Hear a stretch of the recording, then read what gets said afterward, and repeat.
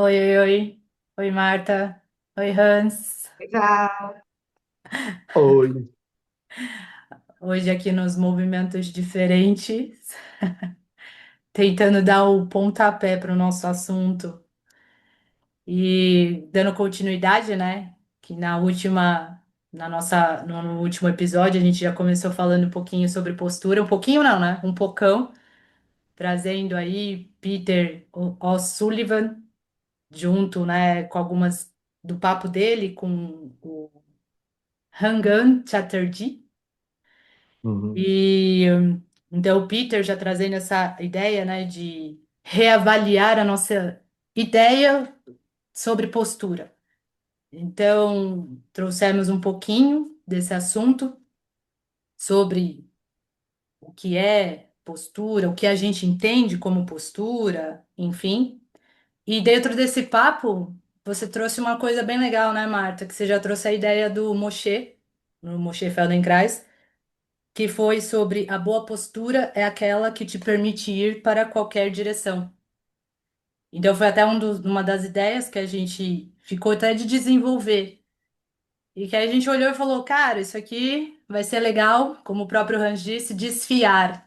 Então que hoje, uhum. na nossa gravação, vamos dar uma desfiada nessa ideia de Moshe Feldenkrais sobre boa postura. O que que é, na visão dele, postura, boa postura, má?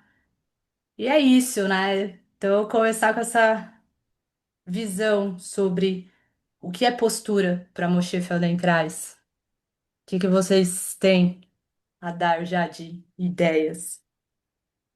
Acho que tem três coisas aí, né, no que você falou.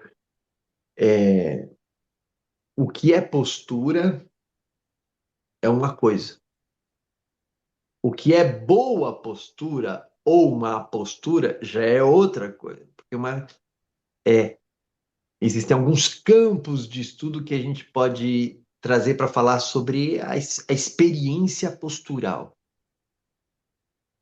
que tem a ver com o nosso podcast, as dimensões do movimento, a experiência postural. Aí outro ramo, sub-ramo vamos avaliar a postura. Vamos dizer qual que é boa, o que que é ruim, o que que é não sei o quê, né? E é legal. E daí a gente falou, usando nossos amigos novos que você mencionou, os mitos da postura. Porque na nossa cultura tem mitos de que aparentemente são científicos e são mitos sobre o que é a boa postura, né? Então esse pessoal trouxe os mitos. E a gente vai continuar falando dos mitos bastante. E aí, agora, o que é a boa, né? Segundo Feldenkrais. Ah, então, acho legal começar tendo essa ideia de três coisas. Uma que é a experiência da postura. A outra são critérios para avaliação da postura. E aí tem critérios mais... De cada ramo de pensamento vai ter seus critérios, né? Então, a gente vai hoje falar sobre o que é boa postura nos critérios do Feldenkrais, da Val, da Marta e do Hans. Você tem critério, Val? Marta? Você já desenvolveu critério sobre o que é boa postura? Que você desenvolveu? Algum dia você parou e falou assim: deixa eu pensar o que é boa postura? Eu dentro desse olhar aí do Feldenkrais, eu venho refletindo bastante sobre a boa postura. Essa é uma frase dele que eu já li há muito tempo e que sempre me soou de uma forma: boa postura é aquela que você te permite ir para qualquer direção, né? E, e quando eu ouvi essa frase, eu tinha mais um conhecimento, assim, Hans, mais para estrutural mesmo, né? Com essa parte essa questão da funcionalidade do movimento, né? Então, eu imaginava, e acho que é isso também, né?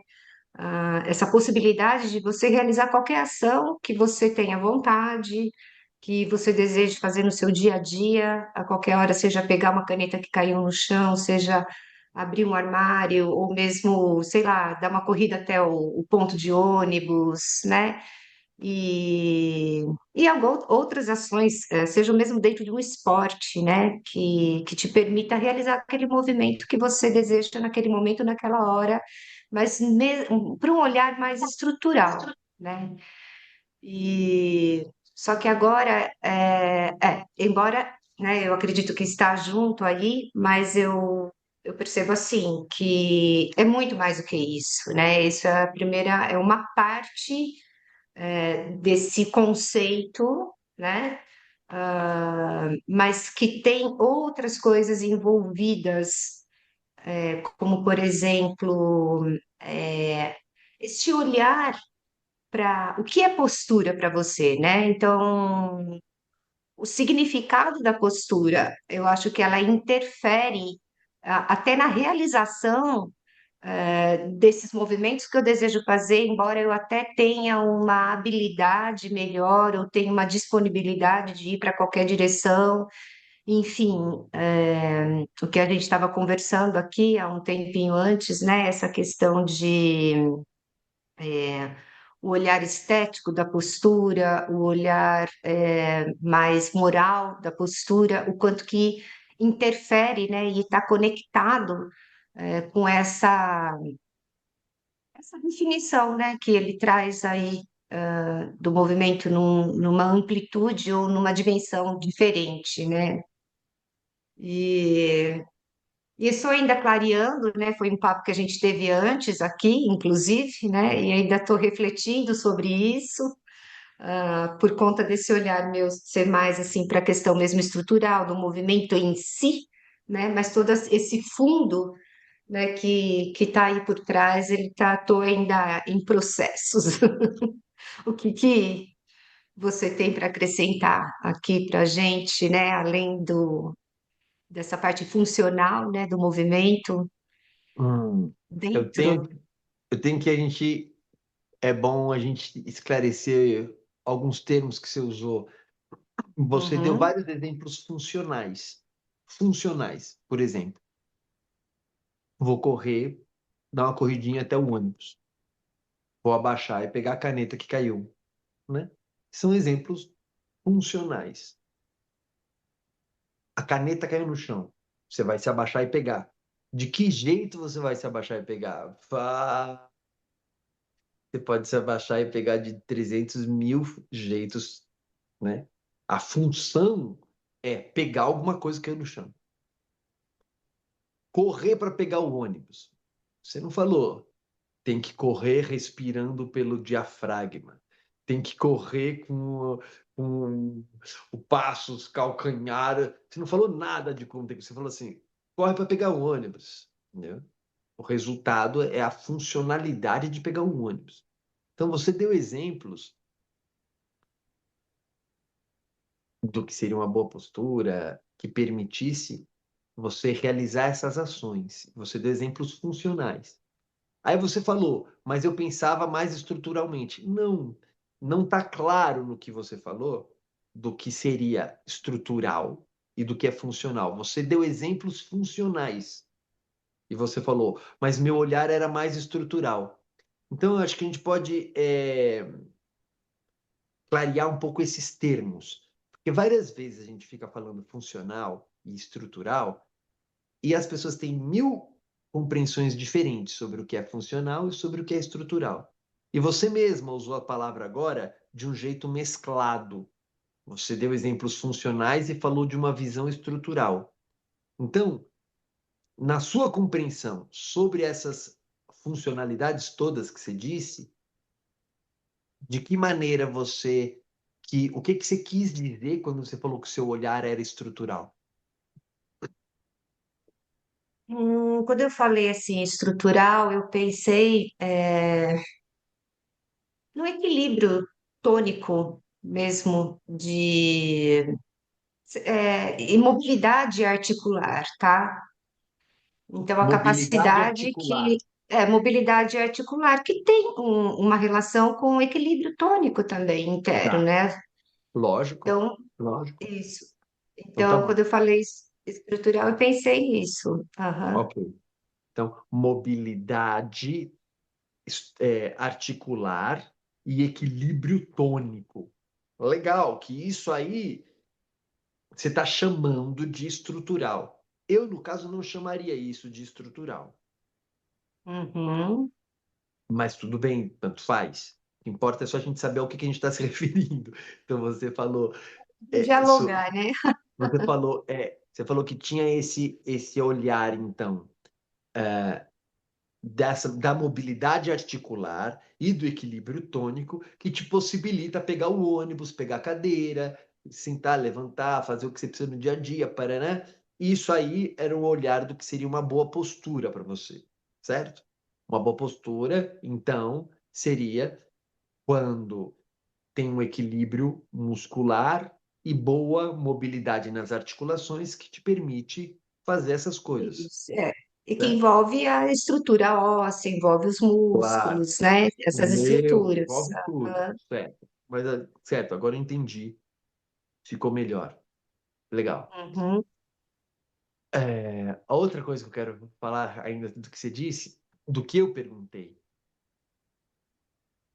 Olha o que eu perguntei. A Val fez a introdução dela, falando, vamos desenvolver a ideia do Feldenkrais sobre o que é boa postura. Aí ela jogou a bola pra gente. O que vocês dizem já do que o Feldenkrais falou? E eu joguei a bola para você falando assim, Marta, você já pensou no que é boa postura? Não sobre o que Feldenkrais falou, sobre o que você pensou. Aí você falou, bom, dentro da visão do Feldenkrais, eu achava que... Então, você vê que interessante. Eu não perguntei qual que é a visão de Feldenkrais. Eu perguntei se você chegou a uma conclusão do que é boa postura a partir de você mesma. E aí você falou, ó, Hum, a partir do Feldenkrais, taranã, paraná. Então, a importância desses autores, porque a gente pensa a partir deles. Então, a gente está falando aqui do Peter, o Sullivan, o fisioterapeuta, porque a gente pensa a partir deles. No caso, a gente não está pensando a partir dele, a gente achou legal que ele reverbera coisas que a gente já pensa, né? Então, é um amigo de compreensão. A gente não precisa dele para pensar aquilo, a gente já pensava aquilo. E aí encontrou alguém que pensa igual. Aí, Feldenkrais ajuda a gente a pensar muito. Vocês duas começaram a pensar, refletir de modos diferentes por causa do Feldenkrais e seus conceitos e livros e práticas? Claro, e eu também. Quer dizer, esses referenciais são muito importantes para a gente pensar. Mas eu já estou trazendo aqui uma ambição maior, que é a gente saber pensar a partir da nossa experiência para além dos autores que são nossos referenciais. Porque todo mundo aqui é um corpo vivo. Tem osso, respira e se mexe. E aí, que critério você vai ter para saber se a sua postura é boa? Bom, segundo Aurélio Buarque de Holanda, pelas teses de Feldenkrais, segundo Peter O'Sullivan, podemos afirmar que a postura tende a ser. Você pode fazer esse estudo de todos os autores, mas você é um corpo vivo. Como é que se sabe que o seu corpo. Qual critério você tem para saber se a sua postura é boa? Ah, deixa eu ver o que os mestres disseram. Quais mestres? Então, essa pergunta é mais importante, não é só retórica, é bem importante isso. Se a gente vai ter critério de boa postura, embora a Val começou falando qual é a boa postura para o Feldenkrais, para o Moshe Feldenkrais, eu comecei a falar qual que é a boa postura para você. porque o teu corpo não é o do Feldenkrais. Os seus músculos não pensam no capítulo O que é boa postura do livro Consciência pelo Movimento. O teu corpo, você acorda, sua musculatura não pensa nisso. Como é que a sua postura se faz? Como é que se vive as potências da sua postura? E como é que dentro da tua experiência você avalia, você julga, você dimensiona se aquilo é bom, se aquilo é ruim, se está aquém, se está suficiente, se você quer mais? Que tipo de avaliação, se é boa, se não é, você pode fazer da tua postura real vivida? Isso é o que a gente quer, em último ponto, chegar, né? Agora, a gente, pelas nossas características humanas do nosso nascimento de bebê, como diz Valon, em total imperícia, em total dependência, a gente não consegue fazer nada, a gente não consegue pensar também. Então, a gente, para pensar, a gente precisa dos outros. E daí a gente já é ó, cabelo branco, e a gente ainda fica precisando dos outros para pensar. É ótimo, graças a tudo, a gente tem vários outros de alto néctar pensante, como o Feldenkrais é uma pessoa de alto néctar para o seu íntimo pensador se alimentar do néctar dele, para você pensar. Mas a gente não quer se restringir a nenhum autor, nem mesmo ao Feldenkrais. Então, por isso eu perguntei isso, mas por causa da audácia de nós mesmos, para a gente saber pensar junto com eles e saber pensar além deles, porque a experiência vivida é além de qualquer autor da Terra e fora dela. A nossa experiência postural é além das ideias de outras pessoas. A gente está direto na nossa experiência. Como a gente quer isso, vale a gente ter no horizonte o que é boa postura na minha experiência e no meu critério, antes de eu reproduzir outros critérios de outras pessoas. Mas a gente está aqui também, a gente está aqui para tonificar essa autonomia de sentimento, sensação, movimento e reflexão. Agora, como recurso para exercitar essa autonomia, a gente tem os nossos autores que nos ajudam nisso. Um deles é Feldenkrais, e um deles você mencionou aí nas suas palavras, Marta, em um passant, que a gente vai apresentar daqui a pouquinho, mas que são pesquisadores do Rio Grande do Sul, da Escola de Educação Física lá da Universidade Federal do Rio Grande do Sul, que a Marta trouxe um artigo para a gente, né, que é genial, Legal. falando sobre essas características que você mencionou aí. Avaliação estética, avaliação moral, né, e da saúde sobre o que é postura. Então, isso a gente vai trazer isso aqui, é muito legal. Então, a gente está trazendo amigos de reflexão, como esses que vamos trazer agora, o pessoal do Rio Grande do Sul. Tchê, é legal que esse artigo que você trouxe, Val, eles têm entrevistas, né, das pessoas, de professores, pessoas na rua, sei lá, várias pessoas entrevistadas sobre essa avaliação, sobre o seu critério vivido de postura, com um olhar de antropologia, saúde, uma coisa muito legal mesmo. E o legal é que você está lendo eles falando, e daí eles falam, porque tu acha que a postura está solta e que o relaxamento, mas tu tem que estar com. Né? Eles transcreveram a entrevista, né? Então você vê o gauchês na população desses pesquisadores lá da Federal do Rio Grande do Sul.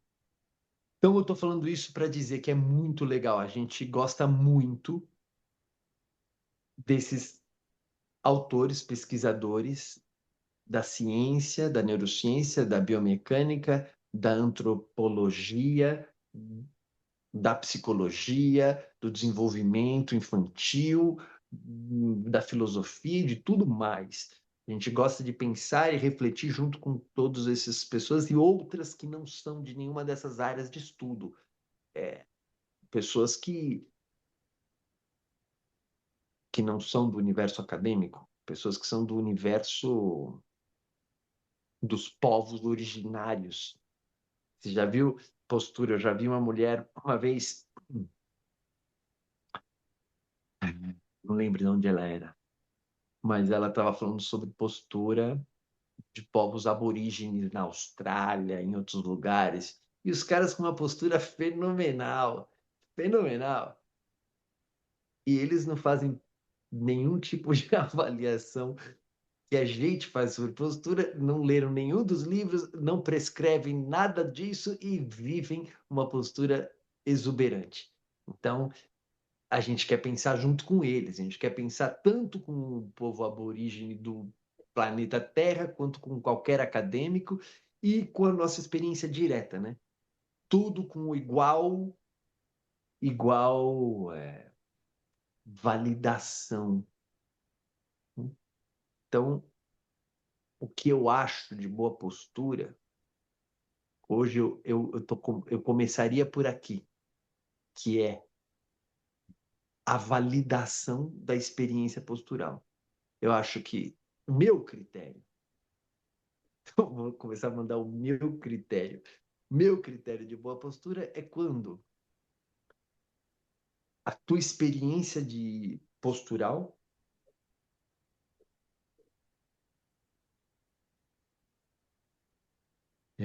acabei de falar uma frase boa, mas quando você tem não é autoridade nem autonomia, eu vou achar uma palavra melhor. Validação. Você falou Validação. validação da Isso, experiência, né? isso, é que essa palavra sumiu. É a validação. Quando você, na tua experiência postural, você valida a tua experiência direta antes de submeter a um critério externo, seja do Papa, de Deus, do Moshe Feldenkrais, da Val ou do Hans, pouco importa. O meu hoje, eu estou falando hoje isso, eu nunca falei dessa forma, mas quando você perguntou Val, essa foi a minha primeira resposta, que eu estou formulando agora. A boa postura começa, isso não esgota ela começa pela capacidade de validar a tua experiência postural de modo instantâneo enquanto você está vivendo. Você está em contato com a sua experiência postural, está reconhecendo isso e você valida. E a partir daí, você abre espaço para conversar, para reavaliar, para fazer experimentos a partir das incríveis ideias do mundo inteiro, né? Mas esse então é um primeiro critério.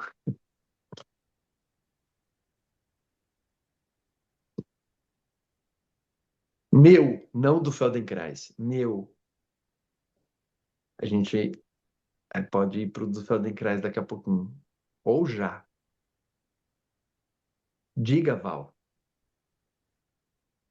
teus critérios, o do Moshe que mais te atrai, o do que você quiser. Diga. Eu acho que é que agora tá passando tanta coisa na cabeça que fica até difícil falar, mas no modo geral, os critérios, juntando assim um pouco, né, os critérios do Moshe que hoje me fazem olhar para o que é postura, boa postura em mim, é justamente sentir um fluxo. Então, é quando, por exemplo, eu tô podendo mover o meu corpo de uma forma harmônica. realmente, né? Então, que eu não estou me contraindo por algum motivo, seja ou porque eu quero proteger a minha lombar, ou porque eu estou num momento de raiva e aquilo está me contraindo, enfim. Então, é um fluxo, sabe? Do movimento, né? Então, e que me vem essa questão, né? O Feldenkrais não usa essa palavra, mas desse equilíbrio de contrações, né? Vamos dizer assim. Então, é um fluxo. Então, resumo nisso, um fluxo, movimento como um fluxo. Não só como fluxo harmônico. Você Isso, falou harmonia, harmônico. né? Como fluxo harmônico, porque fluxo sempre é.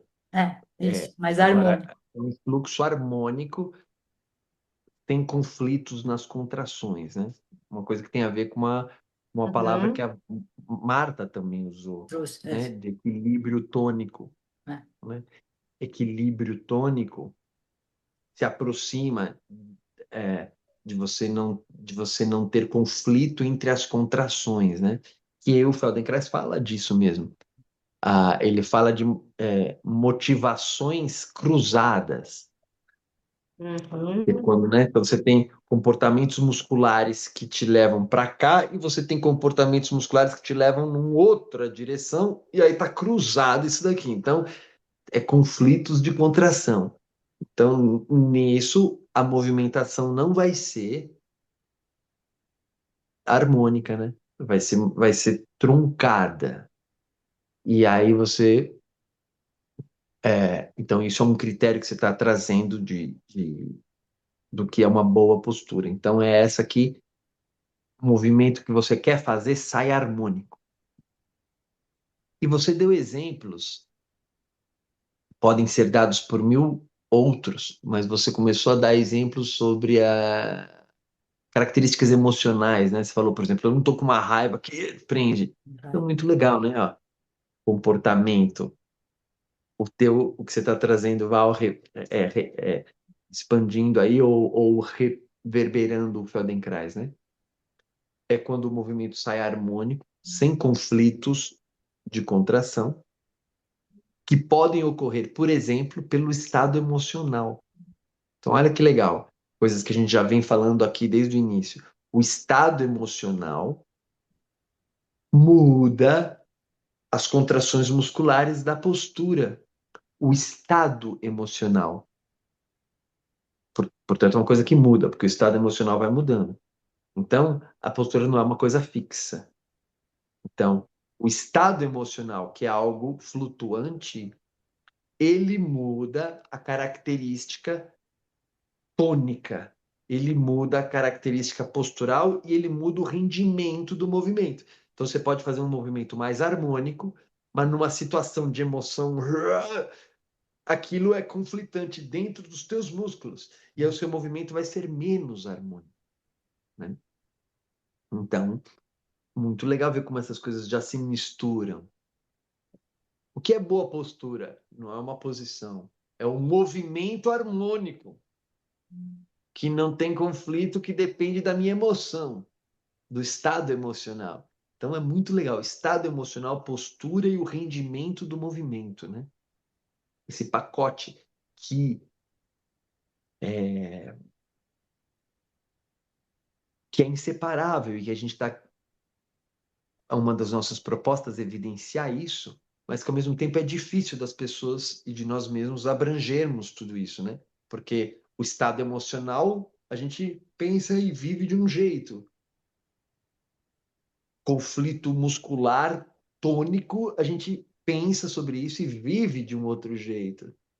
E o rendimento de um movimento, para pegar um livro na prateleira, você ainda vive de um outro jeito. Hum? Então parece que são três coisas diferentes: o rendimento do movimento, o estado tônico e o estado emocional.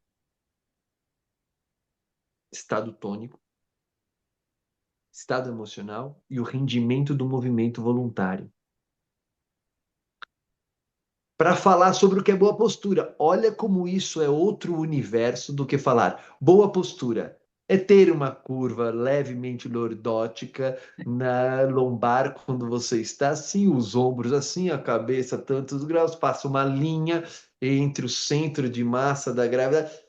Olha que descrição diferente é você fazer essa, que eu caricaturei aqui, que é uma boa descrição, mas olha como é diferente descrever assim e descrever estado emocional, estado tônico e rendimento do movimento.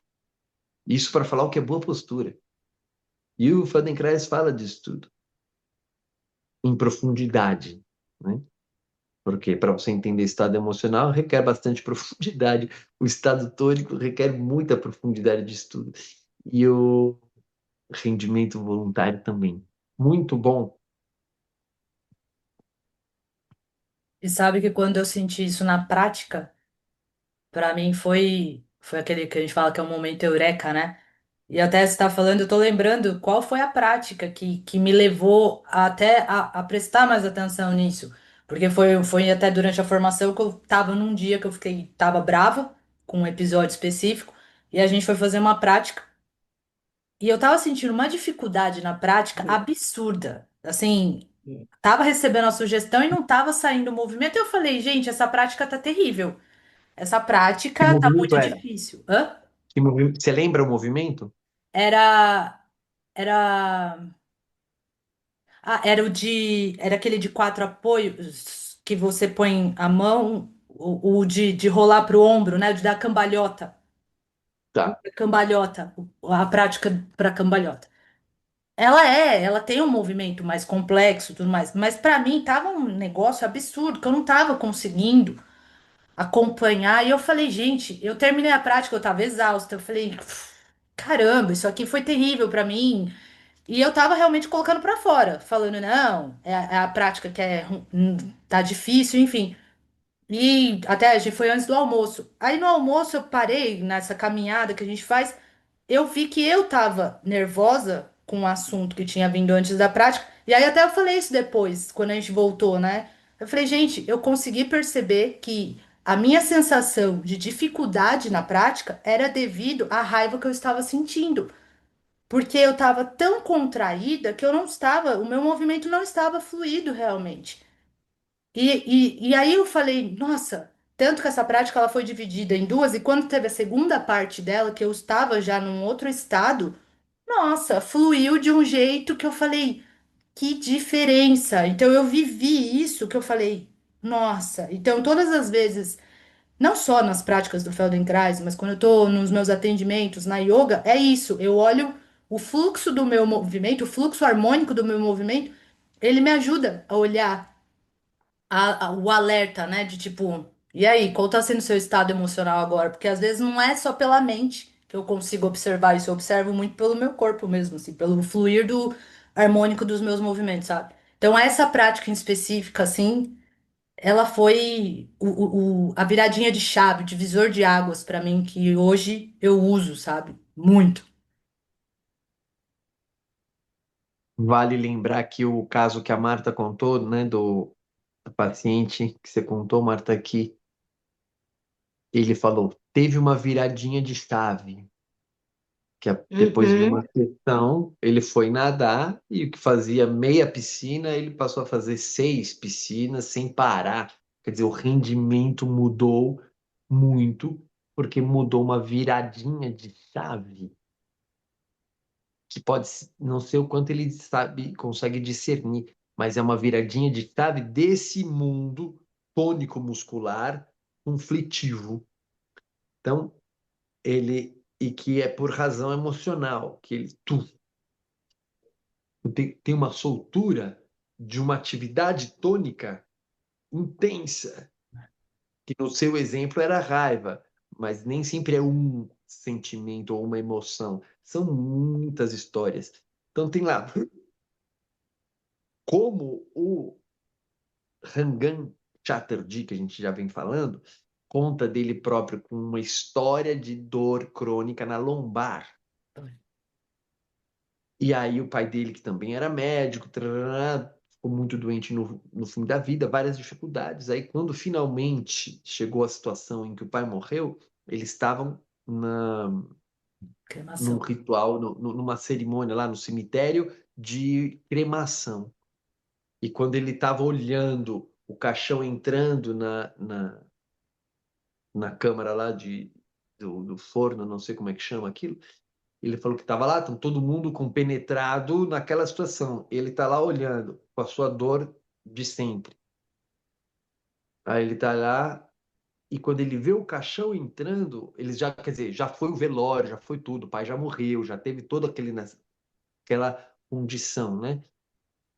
Ritualístico, emocional de transformação da vida. Então tá lá. E aí, quando o caixão entra nas chamas, ele sente o corpo dele fazer, ele sente a lombar dele soltar e a dor sair. Então, não é uma emoção só que estava envolvida ali, são muitas emoções com muitas histórias de vida. Mas você vê quanto que esse estado emocional muda o rendimento do movimento.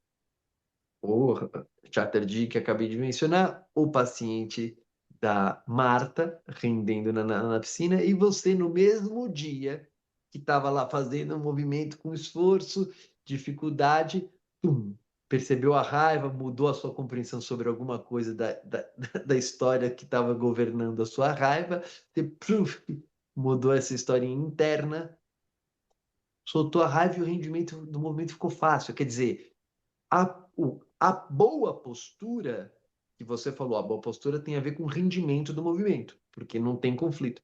Então, você vê, boa postura tem a ver com equilíbrio tônico, que tem a ver com equilíbrio emocional. Uma emoção meio tumultuada, ela compromete a experiência, o rendimento da postura.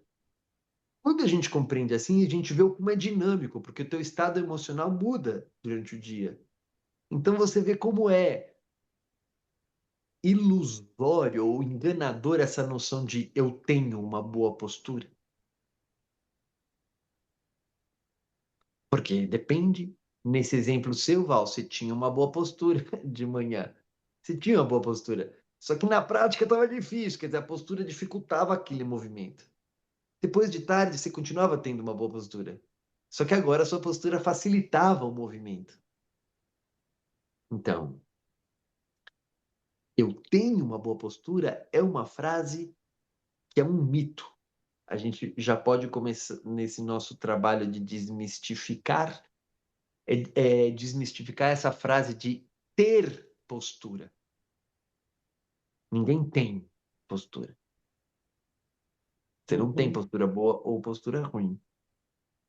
É. Você tem experiência postural, que é um fluxo, que ora fica mais difícil, ora fica melhor, ora, né? O Pode. Hans, isso de a experiência postural agora veio para mim, você falou né, que na verdade eu adorei essa definição sua também, que a primeira, a postura ela começa com essa validação da experiência, né, da experiência direta. E agora, com esse papo aqui, eu lembrei de uma experiência que eu tive, que eu sempre gostei, não sei se eu comentei aqui, mas eu sempre gostei de ir numa parede de escalada ali no em São Paulo, chama Casa das Pedras, né? Sempre fui, né? De vez em quando, quando eu vou para São Paulo, eu vou e fazia meus Para quem não movimentos, sabe, escalava. para Hã? quem não sabe, para quem não sabe, situa um pouquinho o que é uma parede de escalada.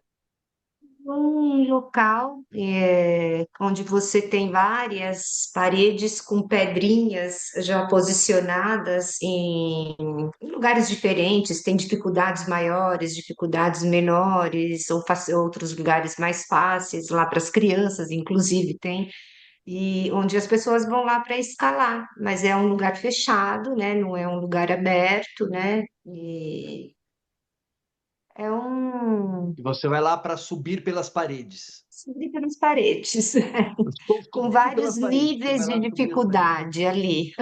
com Tá. segurança, tudo, né? A gente fica Aham. amarrado, então não tem problema. E aí eu gosto muito de ir lá, sempre visito esse lugar de tempo em tempo, sempre, não, porque eu não vou muito para São Paulo, né? Mas sempre fiz a escalada, nunca tive assim grandes, pego um nível médio ali, médio até o nível médio. Só que teve uma vez mas eu não treino isso, só escalo lá, né? Eu não faço nenhum treinamento específico para escalada. E teve, depois que eu comecei o Feldenkrais, logo depois, isso daí foi no primeiro ano que a gente começou, que eu comecei a trabalhar, fazer as práticas, enfim, fazer o intensivo, né?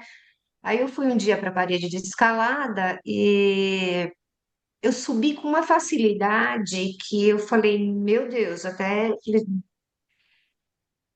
teve até uma estranheza, sabe? Eu assim, gente, da onde que veio isso? O que que aconteceu? Porque antes eu tinha que ficar olhando e vendo o trajeto que eu ia fazer por um tempo e depois eu cansava, né? Tinha o esforço.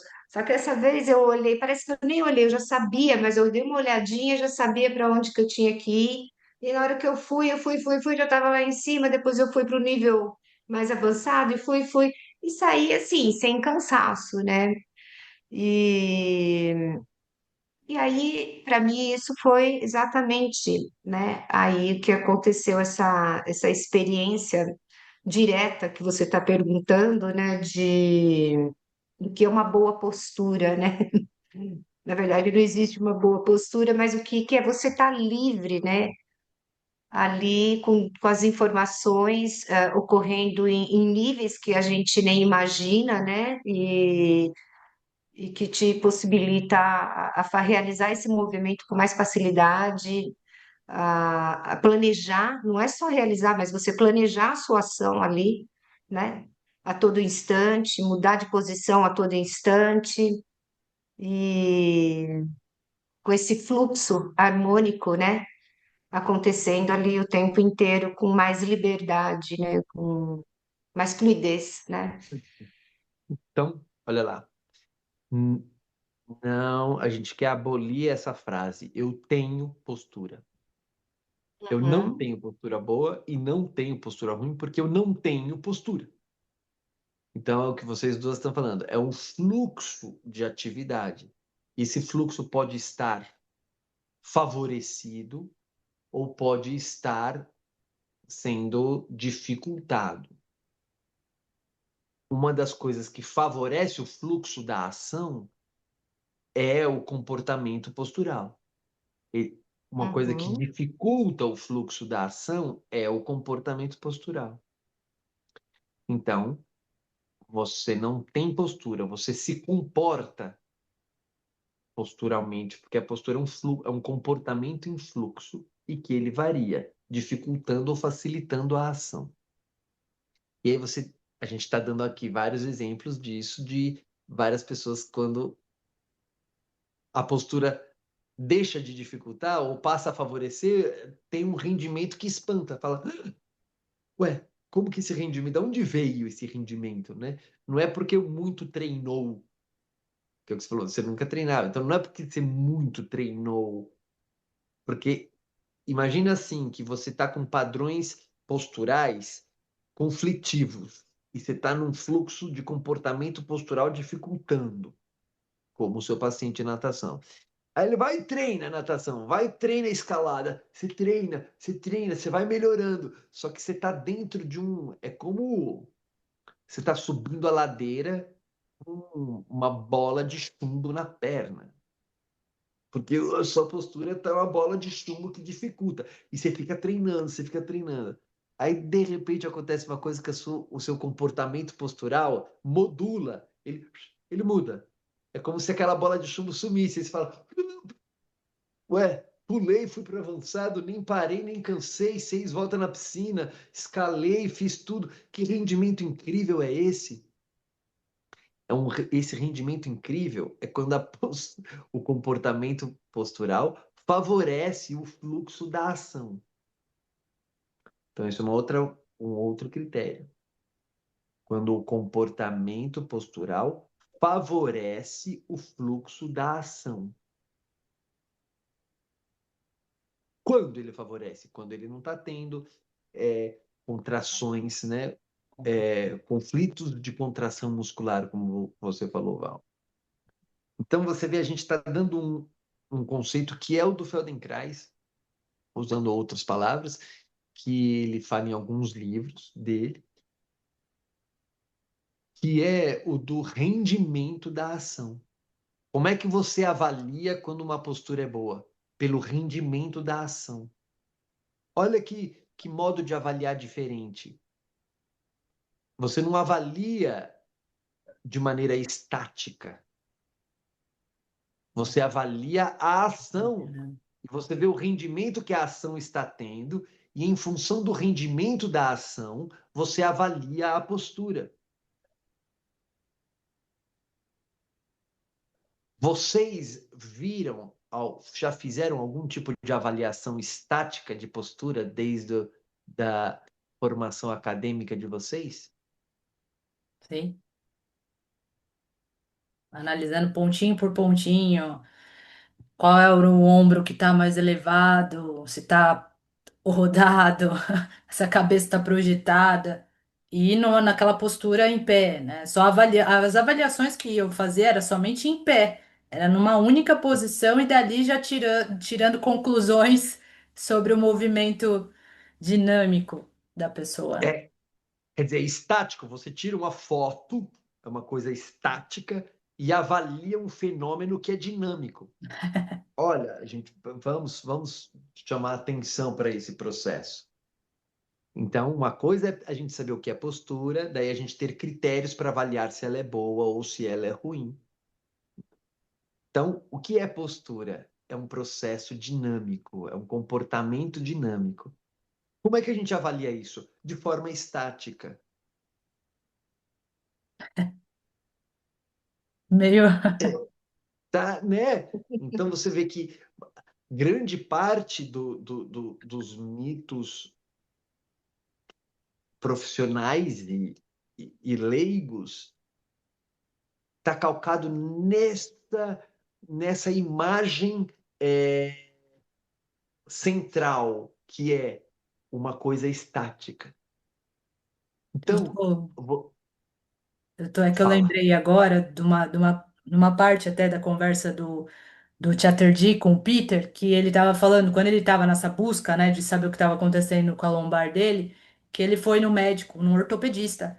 E o cara ele falou de fazer uma ressonância magnética. E ele falou que se surpreendeu com a resposta do médico, porque o médico trouxe esse ponto. Ele falou: Eu não sei se eu vou pedir a ressonância, porque a ressonância vai me dar um resultado de um momento. Então, eu vou estar tirando, falando grosseiramente, né? Não foi com essas palavras, mas eu vou tá tirando uma foto de um momento que não vai me dar a noção de tudo de movimento mesmo do seu corpo. E eu lembro que ele ficou surpreso com essa resposta, e a partir disso eu também fiquei pensando, que eu falei, gente, não é verdade que uma ressonância, ela te dá aquele momento só, não te dá o dinamismo realmente do que acontece, né? Então, falou agora, eu lembrei dessa fala do Chatterjee.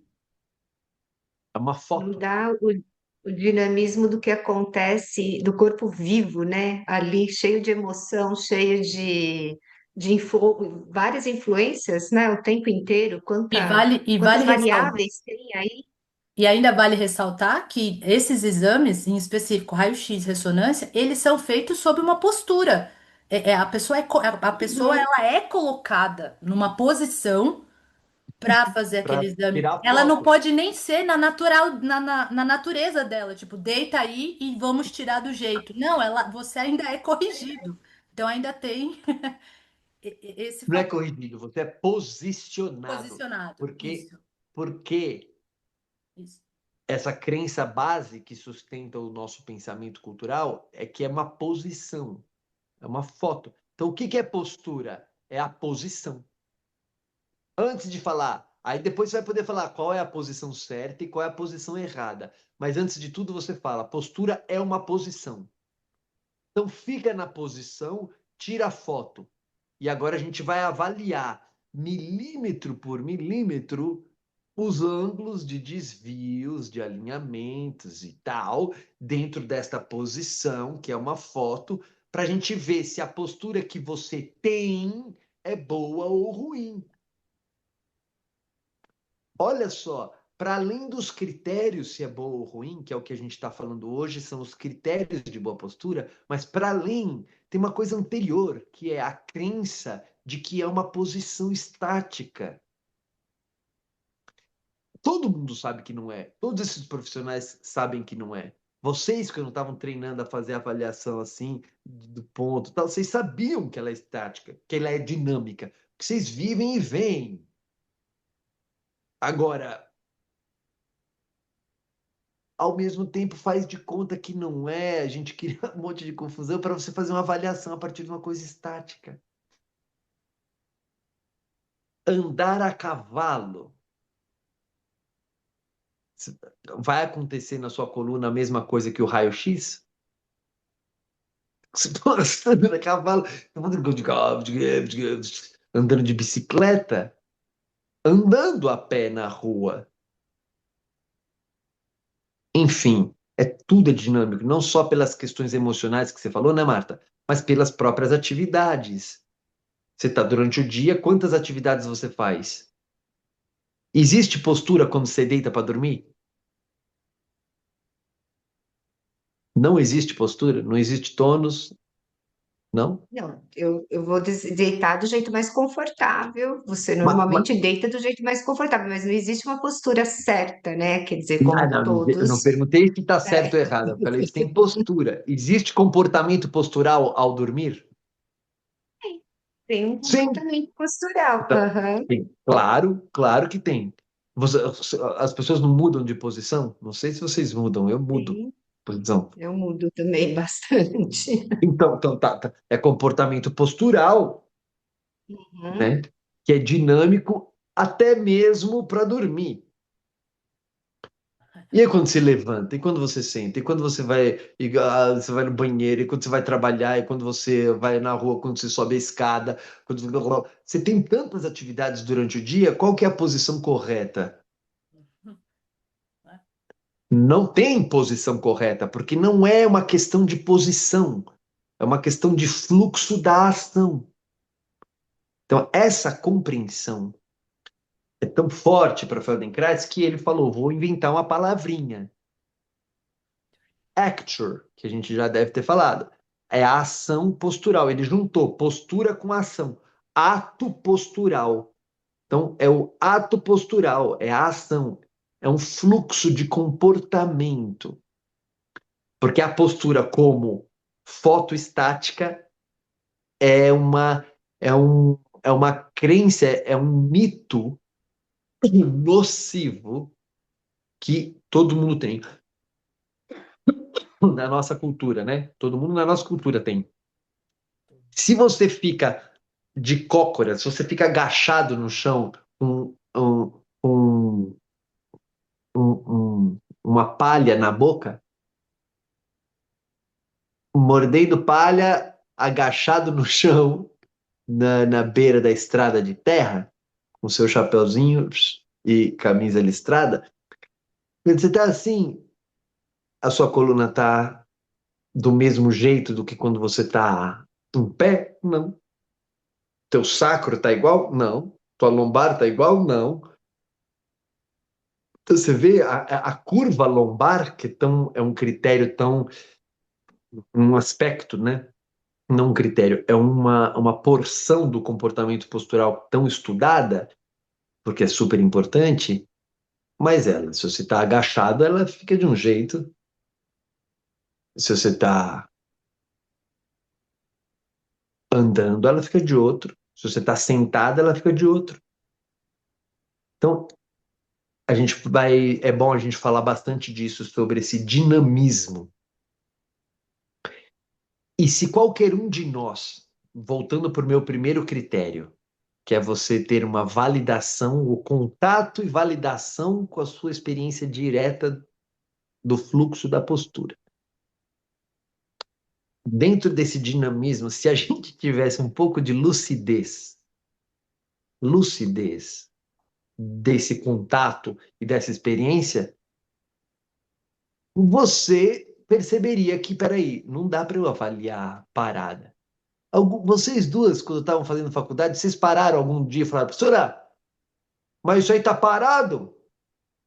Eu estou avaliando as pessoas aqui fazendo trabalhinho como se fosse parado, estático. Está errado isso aí, professor. Está faltando alguma coisa? Porque eu vejo que eu estou sentada de um jeito, quando eu vou no banheiro eu sento de outro jeito, quando eu estou sentada aqui na carteira da escola eu estou sentada de outro jeito, quando eu estou no ônibus eu estou sentada de outro jeito, eu ando de outro jeito, a minha coluna fica cada hora de um jeito, e eu estou avaliando.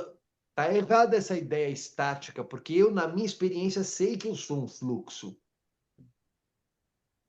Vocês tiveram esse raciocínio? Não, Não, né? Não. até o contrário. Então, você veja que coisa é a nossa tendência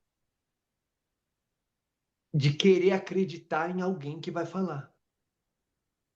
Então, a gente é tão desacreditado da experiência, desde que nasce nessa cultura, é tão desacreditado que quando a gente chega na faculdade, era assim, né? Hoje em dia está diferente, mas para a gente era assim. A gente fala, por favor, nos diga qual que é o que é o correto. Ah, a postura correta é assim, você avalia assim, ah, tá bom, então você se dedica para fazer aquilo. E você não para sentir, para refletir que a tua experiência não condiz com aquilo ali. Você está fazendo uma coisa e a sua experiência direta, diária, todos os dias da vida não batem com aquilo. Então, volto a frisar isso que, para mim, postura saudável é quando o primeiro critério, quando você tem contato com a tua experiência postural. Aí você tem clareza para discernir o que você está vivendo na sua postura. Primeiro. Aí você, isso é o primeiro, você tem contato, clareza para reconhecer. Depois você tem autonomia para validar. Isso é o que eu estou vivendo, é isso aqui, ó. E aí depois eu começo com esses dois. Eu não sei com qual critério vocês começam, mas hoje eu começo com esses dois. E depois eu venho com esses que vocês estão dizendo. É o rendimento da ação. Se o meu movimento está tendo um bom rendimento, aí o fluxo do meu movimento, o fluxo da minha ação está tendo um bom rendimento, então a minha postura está legal, é boa. Está sendo boa neste momento, porque ela é dinâmica, porque agora eu estou fulo da vida, agora eu estou dando risada, agora eu estou brincando, agora é jogo de futebol, agora em cada momento vai tendo rendimentos da ação diferentes em função do comportamento postural. Então, outro critério. Mas é muito legal esse critério que a gente está ventilando do Feldenkrais, de que é o fluxo da ação como avaliador da postura. Uhum. E até estava lembrando aqui, né, que do Moshe trazendo dentro você está falando do fluxo, aí eu estou lembrando de alguns elementos, se assim é a melhor expressão, que ele trouxe, que é justamente, né, a ausência de esforço, a ausência de resistência, a presença de reversibilidade, né, que ele traz dentro, ele cita isso dentro dessa questão da boa postura, da actuary, enfim, né, e é justamente isso. Você não tem, é o que a gente veio falando, eu e a Marta, né, no que a gente viveu. Não tinha esforço, a gente não sentia resistência e o fluxo do movimento, né, saía assim. E acho que tinha presença de reversibilidade, né, Marta? Aí, aí a gente Sim. precisa parar um pouquinho. Primeiro tá Né? mais claro que você está trazendo esforço e resistência, É, que está muito relacionado uma coisa com a outra. Então, a gente está falando que o que é a boa postura é quando o fluxo da ação é favorecido pelo comportamento postural. Isso é a boa postura. Legal. Como que você avalia isso? Pelo grau de esforço que você tem que fazer, e o grau de esforço está totalmente relacionado à resistência interna, que é essa harmonia do tônus postural, né? Então, o grau de esforço que tem a ver com o grau das resistências, para superar a resistência, você tem que aumentar o esforço postural de modo inconsciente, isso, gente. Então, esses dois critérios para você ver se a postura está sendo boa. Quanto maior a resistência, maior será o esforço e menor o rendimento da ação, do fluxo da ação vai estar comprometido. Se você tira a resistência zero, o esforço diminui ao infinito e o rendimento sobe lá nas nuvens. Isso é muito legal. Aí você trouxe uma outra coisa aí que você falou, reversibilidade. Aí você falou, acho que tinha, né, Marta? Não, aí tem que ver se a gente vai querer falar disso agora. Você falou 4 critérios ou 3, Val, do Feldenkrais? Eu trouxe esses três. Esses 3, né? É que ele também cita a questão da respiração, e ele traz respiração e má postura, né? No livro ele cita esses dois. Então, para ele são quatro, mas eu só trouxe três. Agora você trouxe 4, a É, respiração. O que que ele fala sobre a respiração? eu não lembro exatamente, mas acho que essa questão do prender o ar, né? De você afetar a sua respiração por conta do esforço excessivo, enfim, acho que era mais ou menos isso. Ou não precisa nem ser excessivo, qualquer grau de esforço. O esforço está relacionado a um comprometimento da respiração. A gente até falou alguns É. episódios aí atrás A de uma Marta definição de trouxe. isso. E uma definição de boa respiração é toda, ou de boa postura é toda postura que não interfere na respiração, que deixa a respiração mais livre possível. Essa é uma boa postura. A postura que compromete a respiração, ela é uma má postura, ou um comportamento que prejudica, né? Então você vê que legal. Tem várias coisas que a gente já falou da respiração e a gente pode falar muito mais, mas é muito legal que você não trouxe, mas é muito legal a gente agora você trouxe. É muito legal a gente trazer na cara, porque ó, como é que você avalia o que é postura? Pela respiração.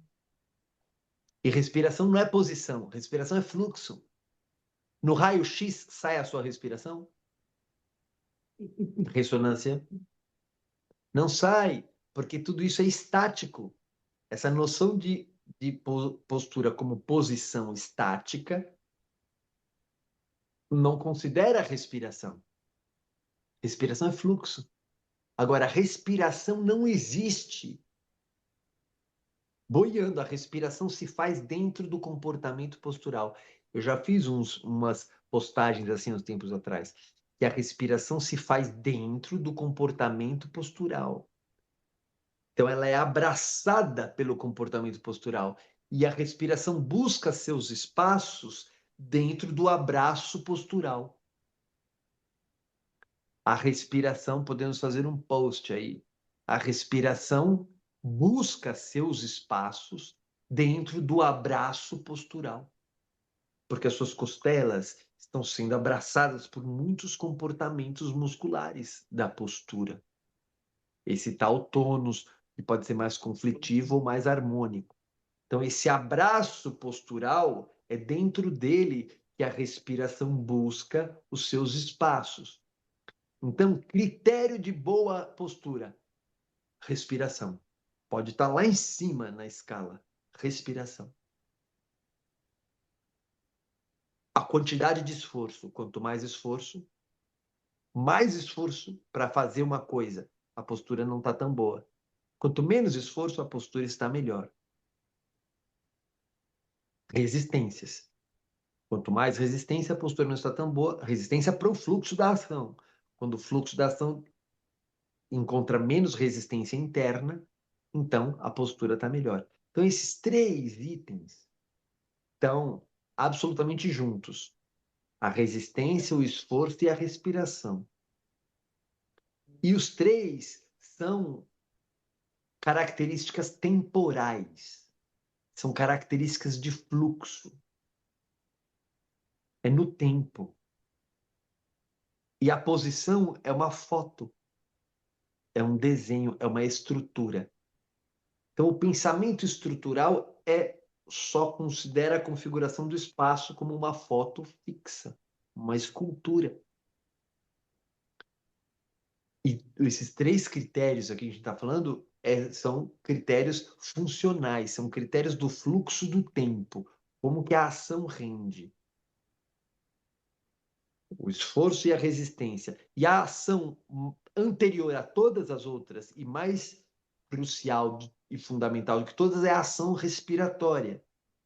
Então, a primeira ação, que é a respiração, ela se dá dentro do abraço postural, com mais ou menos resistência, mais ou menos esforço. 3. Aí tem o quarto item que você mandou, que é o mais. Então, você mais ou menos juntou aí, Val. Você falou, o fluxo. Acho que teve fluxo, né, Marta? A gente teve fluxo, então tinha reversibilidade. Não. Reversibilidade não é fluxo. Fluxo é todas essas outras coisas. Respiração é fluxo, resistência é fluxo, esforço é fluxo. É um fluxo, não é uma posição, é um fluxo. Fluxo de força. É o temporal, é fluxo e é dinâmico. A resistência, o esforço e a respiração são um fluxo dinâmico do comportamento. Ótimo. Agora, ele fala de reversibilidade. Reversibilidade é um modo de avaliar o fluxo. O esforço é um modo de avaliar o fluxo. A resistência é um modo de avaliar o fluxo. A respiração, ela evidencia essas características. E aí tem esse outro critério que é o da reversibilidade. Frisando, então, isso não quer dizer que é fluxo, porque fluxo já está pressuposto na origem. Então, não é que quando tem reversibilidade tem fluxo. Fluxo tem sempre para todo mundo, porque ninguém consegue ser estátua. Ninguém é estátua. Mesmo o homem estátua, ele está fazendo um fluxo. Ele está ali parado fingindo, só que ele está fazendo um fluxo, porque ele está tendo que manter aquilo ali no tempo. Então, mesmo o homem estátua é fluxo. Então, isso a gente tirou da raiz, a gente tirou não, estamos nos esforçando para tirar essa crença da posição fixa. Se você tirou essa crença, que é puro mito, talvez o pai de todos os mitos prejudiciais é esse. A gente não vai, você viu que a gente não vai conseguir entrar hoje naqueles mitos estéticos, morais e de saúde, né? Que não vai dar tempo. Mas é legal, porque todos esses são secundários, todos eles dependem desse primeiro, que é um mito da posição fixa. Se a gente desfaz esse mito, fala tchau, aí a gente já está no fluxo. A gente percebe que postura é um fluxo comportamental que favorece ou dificulta o fluxo da ação.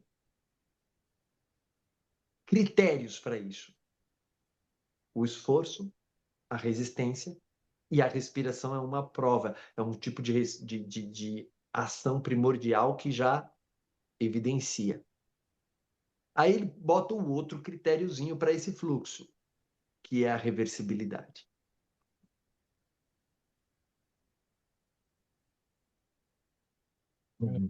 O que será que as pessoas entendem? Você vê, a gente está falando que os autores nos ajudam a pensar, né? Eu não tinha parado para pensar em reversibilidade antes de ler Feldenkrais. Então você vê, eu não parei por mim mesmo um dia, falei, acho que a reversibilidade postural é um bom critério. Eu não tinha essa noção. Então comecei a pensar isso com a ajuda dele. Então É muito legal ter esse pessoal que nos ajuda a pensar, para depois a gente pensar para além, né? A gente aprende a pensar e sabe pensar depois. Mas você vê que não é fácil ler isso, nem sempre é fácil entender o que o pessoal escreve e o que ele escreve também. Então, o que que vocês acham que as pessoas, quando leem ele falando sobre reversibilidade, o que você acha que elas entendem? Ou você acha que elas entendem com clareza o que ele quer dizer com reversibilidade? Quando eu li pela primeira vez, eu entendi inverter a ação, sabe? Reverter, alguma coisa assim, mudar, fazer o contrário, sabe? Porque reverte, né? Faz sentido. Reverte, então eu entendi isso, alguma coisa. Se eu vou Tá indo inverter. para Se eu estou indo frente, para vai para cá, eu vou trás. ter que mudar, vou para trás. O que eu pensei é isso, foi isso, mas é isso também, mas é muito mais do que isso. Pode Mas ser isso você isso, vê. né? Então, essa palavra que ele escolheu, ele poderia ter dado outras palavras, e a gente pode aqui dar outras palavras para o que quer dizer isso, né? Para o que ele usou essa palavrinha para querer dizer o quê? Essa palavra induz a gente a pensar isso aí mesmo. Se eu estou indo para a esquerda, eu posso ir para a direita, né? Isso é uma reversão do fluxo. Então, que mais você acha que as pessoas tendem a pensar quando leem ele falando sobre isso? Para os que leem, né? Eu acho que a princípio não dá para entender, até porque não é uma coisa falada. Eu, pelo menos, eu nunca tinha escutado, nem lido sobre reversibilidade, talvez não com esse nome, não. Então eu não entendi, né? A princípio, o meu entendimento foi parecido com o da Marta, mas eu ainda fiquei presa no movimento, sabe? Eu achei que era um movimento específico. Aí depois que eu li algumas vezes, eu falei, como que isso se encaixa no contexto da vida, né? Então, assim, eu confesso que até hoje essa palavra ainda. Eu tenho hora que eu falo, compreendi. Não, não compreendi. Então, ela não é fácil de se entender. Então, eu acho que ninguém entende. Então, você vê, O real para isso a gente está sentido, aqui. não. Para isso a gente está fazendo esse nosso podcast. Entre outras razões, para esclarecer conceitos que ficam turvos, né? De vários autores e principalmente do Feldenkrais. Então vamos clarear o que que é essa tal reversibilidade. Você falou, Val, eu nunca tinha visto ser falado desse termo, pelo menos não com esse termo. Não, eu acredito que você nunca viu ninguém falar sobre esse conceito usando qualquer termo que fosse. Ele tem uma ideia atrás dessa palavra. A palavra não é o importante, a gente pode usar outra palavra, mas ele tem uma ideia. Essa ideia, eu acredito que você nunca viu ninguém falar em lugar nenhum sobre o estudo do movimento. Falou de alguns aspectos dela, mas não exatamente dessa ideia. Que vamos tentar trazer essa ideia, o que está por trás.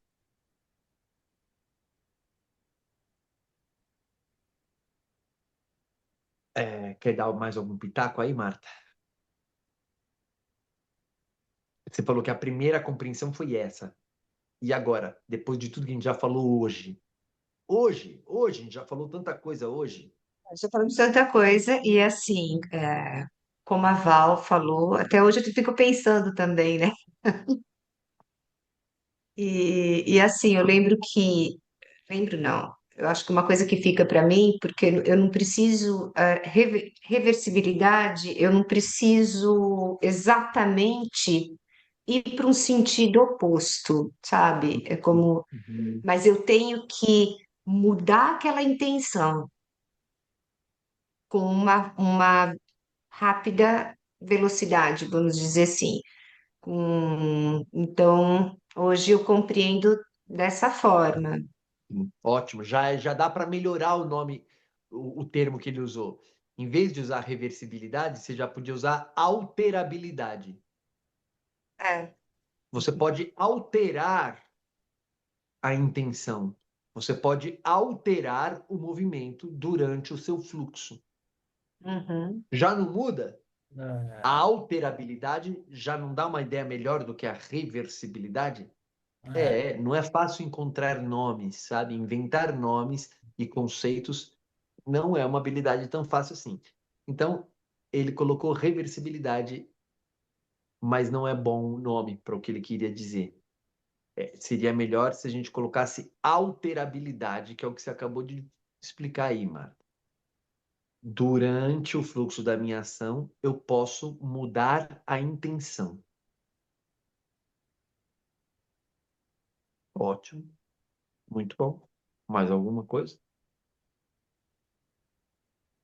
Que Hum. hoje, que hoje, a partir disso, então você pensa, alterabilidade, tá bom. Capacidade de alterar, a modificabilidade, hum, a plasticidade intencional Olha, durante o fluxo.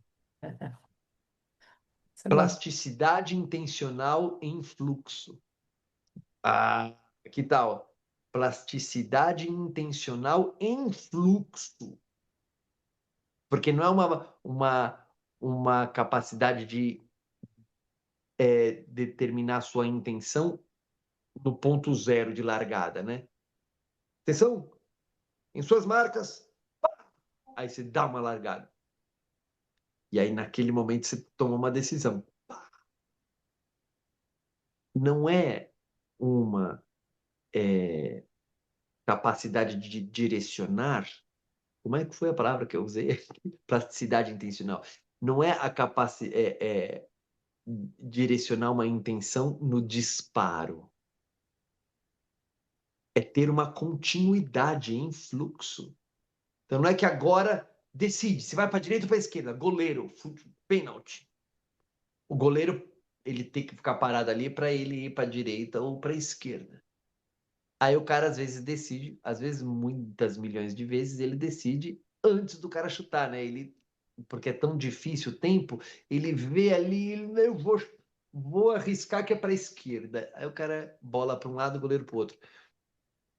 É, todos os esportes você vê muito essa característica, fica evidente da previsibilidade do movimento. É um outro termo junto. Quanto mais previsível for a cadência do movimento, ela é menos reversível nos termos do Feldenkrais, ou nos meus novos termos, ela tem menos plasticidade intencional de fluxo. Então, o cara que tem uma mente, e às vezes, tem algumas pessoas que têm inclusive funcionamento neurológico mesmo em outro bradifrenia e taquifrenia, termos da neurologia que algumas pessoas têm um clock, uma janela de tempo neurológico diferente. Então, onde uma pessoa vê 3 movimentos, ela vê 10. Então, essa pessoa, o pixel do tempo. É legal pensar nos pixels, é uma imagem espacial, né? Mas é pixel do tempo. Então, tem um jogador lá que ele vê 3 pixels. E um outro, nesse mesmo tempo, ele vê 10 pixels. Quem tem mais plasticidade intencional? De 10. O de 10. V10. Porque o que 10? só tem Aham. 3, ele só tem Isso, 3 é. momentos onde ele pode fazer. Opa, eu vou para cá, agora eu vou para lá e agora eu venho para cá. Ele tem 3 estágios de decisão. 3 pixels temporais. Um outro, ele tem 10 pixels, no mesma escala de tempo. Então, enquanto um veio para cá, ele veio para lá, para cá, para cá, para cá, para cá. Ele toma 10 decisões, ele pode tomar 10 variações, enquanto o outro só varia 3. Quem vai driblar melhor? É o que você vê um jogador, esses de Sim. altíssimo nível. O cara vai para lá e para cá, cai um, cai dois, cai três. O cara, você vê isso no basquete, você vê isso em tudo que é esporte.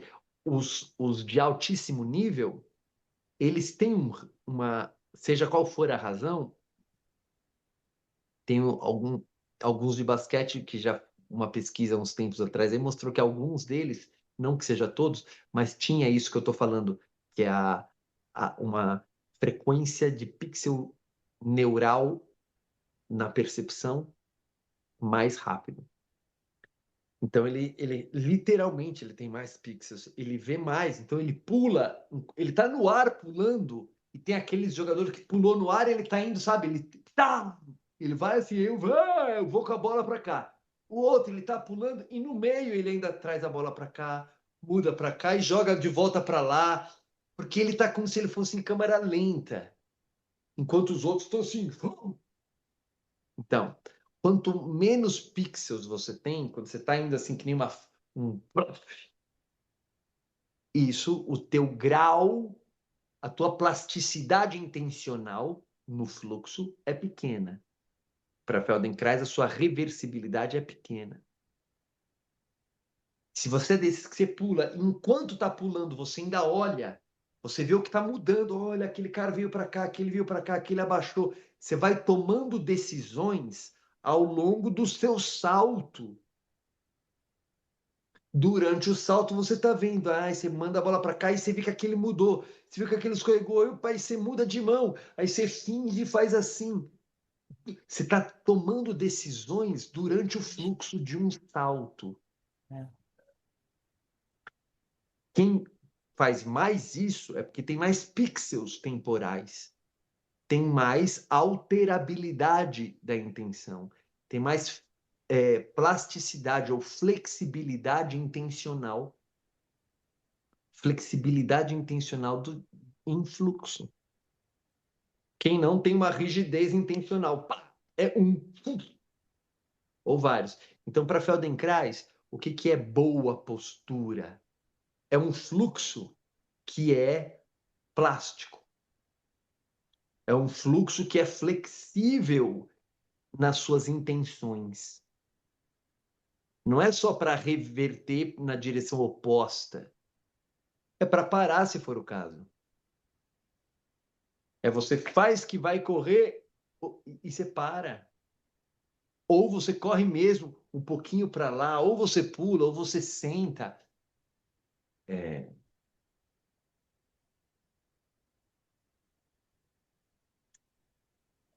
Eu acho que tá bom assim, entender que essa é tudo que você pode fazer dentro de um pulo. E a boa postura para ele, então, é o que a Marta falou. Quando você está em qualquer situação do pulo, ou em qualquer situação da vida, o bom fluxo postural, o bom comportamento postural é aquele que te dá a possibilidade para, durante o fluxo, poder, para cima, para baixo, para ir para todos os lados, com um critério prático de você tem que fazer menos movimentos preparatórios. Eu quero ir para a esquerda, que no meu caso essa aqui é a direita. Eu quero ir para a direita. Aí é para a direita, então pera, eu mudo a postura, faço um monte de coisa, um monte de movimentos preparatórios para poder ir para a direita. Então, a boa postura é aquela que diminui a quantidade de movimentos preparatórios que você precisa fazer para mudar de direção. Então, você pode mudar de direção sem precisar realizar movimentos preparatórios, porque a postura já te dá a habilidade de redirecionar. Então, o que é reversibilidade? É ter a habilidade de redirecionar sem movimentos preparatórios.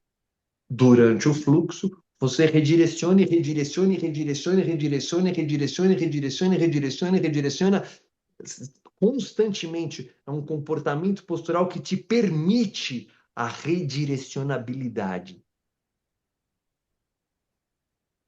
Por isso que ele também é um fator que é avaliativo, né? Que você avalia a respiração, você avalia a atividade tônica, você avalia, né? Trabalha tudo. Aqueles três, que era? Respiração, Quatro. São quatro. não, não, Fala aí, Val.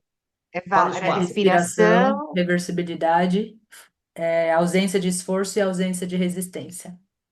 Ó, ausência de esforço, ausência de resistência e respiração, ela pode ser avaliada pela reversibilidade, através da reversibilidade, né? Porque esses três, é mais ou menos, porque esses três, foi isso que você falou, esses três são fluxo, né? Respiração, vou falar de um jeito mais simples, É claro, mas ótimo. ó, Agora, ah, o lance é assim, o que a gente pode melhorar ainda um pouquinho mais, que é o que é, a Val falou, a ausência de esforço, a ausência de resistência, isso que está falando assim, critérios fictícios. Não é critério fictício, o critério é real. São ideais. É, dentro de um parâmetro, você põe um valor ideal, o valor máximo daquilo. É a ausência de resistência. Não vai ter. A ausência de esforço. Não vai ter. A, É o mínimo redire, possível de esforço. redi- a redirecionabilidade absoluta. Não vai ter. Então, o redirecionamento, capacidade de redirecionar, esforço e resistência são critérios muito práticos e o que a gente quer é diminuir a resistência, diminuir o esforço. Quando você diminui resistência e esforço, você aumenta a capacidade de redirecionar sem preparação, né? Sem reajustes prévios, você redireciona. Então, a reversibilidade, ela é uma resultante, Uhum. é uma capacidade uhum, resultante de quanto mais baixo for o esforço e a resistência, maior será a capacidade de redirecionar. Então, uma postura, a boa postura no nível idealizado é aquela onde você pode ir para qualquer lugar, em qualquer situação, sem movimentos prévios. Um fluxo absolutamente redirecionável em todas as direções. É um ideal. O grau de direcionabilidade do fluxo em fluxo varia de acordo com o esforço e a resistência. E a respiração, ela é um teste natural. Ela É um é um teste, sinalizador? é um sinalizador, é um teste que está sendo feito o tempo inteiro. Então ela sempre sinaliza. Você não precisa falar, vamos fazer uma ressonância. A sua respiração já é o fluxo de ressonância funcional. Então a respiração está sempre mostrando o grau de esforço e o grau de resistência, né? E a reversibilidade é uma decorrência disso, né? Então é legal a gente ter essa ideia de o Feldenkrais, uhum. muitas pessoas às vezes colocam esses modos ideais de falar, né? São absolutos, mas é só um critério, é só uma referência, né? Um horizonte para você ter alguns parâmetros. Mas no vamos ver da vida sempre tem esforço, sempre tem resistência. A sua capacidade de redirecionar depende de vários fatores, é sempre bastante limitada e às vezes melhora, né? Num fluxo variável tudo isso. Eu acho que só assim, para só dar uma imagem sobre essa questão da respiração, né? Porque a gente está falando dela ser um sinalizador. E eu acho que o modo mais sinalizador dela é justamente quando a gente prende o ar, né? Então, quando a gente precisa fazer pegar, por exemplo, algum peso, e às vezes requer um esforço a mais e a gente coloca ainda um tanto de esforço a mais, a primeira coisa que a gente faz é prender o ar, até justamente porque a gente está usando de uma contração maior, né? Então, esse é um sinalzinho bem mais evidente da respiração, né? Tem outras alterações que vão acontecendo com ela, mas esse é o mais que a gente pode captar com mais facilidade. Quando pelo menos, eu uso isso pra mim. Quando eu prendo o ar, eu falo, calma, tem alguma coisa aqui que eu tô fazendo a mais. Isso pra mim é um critériozinho ali da sinalização da respiração. É um critériozinho ou é um critério ou é um critériozão? É um critériozão, né? É que eu e essa minha mania de falar no diminutivo. Mas esse é um putz critério sensacional que ajuda muito e que O todo tempo mundo inteiro. pode ganhar muito com isso, ou isso é um critériozinho? Não, ganha muito, muito. É o que mais ajuda, principalmente, a trazer essa autoobservação mais refinada para o fluxo do dia a dia, né? Quer dizer, é Porque, um putz é, critério. E mesmo na TM, né? Quando sim, você está nos movimentos bem é, suaves, tranquilos, ela aparece ela ali, aparece, né? Então, ela é isso aí, bloqueia. vocês dois disseram. Na num esforço, você vai ver que você está prendendo a respiração, é um indicador do sobre-esforço da resistência que está sendo vivida, né? E numa ATM que você falou agora, Marta, para quem não está sabendo o que é ATM, são movimentos Feldenkrais bem sutis, né? Que aí você pode fazer um movimento, um círculo com o olho. Oh, você só sente e faz um círculo com o olho. Se você for detalhadamente ali sentir, você vai ver que ele não está sendo homogêneo. E aí o Feldenkrais fala, e a gente comprova que nos momentos onde tem algum emperrinho, a respiração faz. É Uhum. pequeno, mas é. E aí você passa aquele círculo, você passa, mesma coisa o ombro. Você está fazendo um ombro, um círculo. Na hora onde você vê que o círculo é, a respiração dá uma. Então, é. Quando o fluxo de um movimento encontra uma resistência interna, a respiração também tende a dar uma. Então, esse é um critério infinitamente refinável e que abre portas para muitas coisas se a gente aprende a usar, né? É lindo, lindo. Tá bom. E é isso aí. 1 hora e meia de uma boa introdução Nossa, demais. para isso Muito tudo. bom. Muito. Valeu. Adorei esse episódio. Também. Beijos, gente. Até o Obrigada. próximo já já. Até.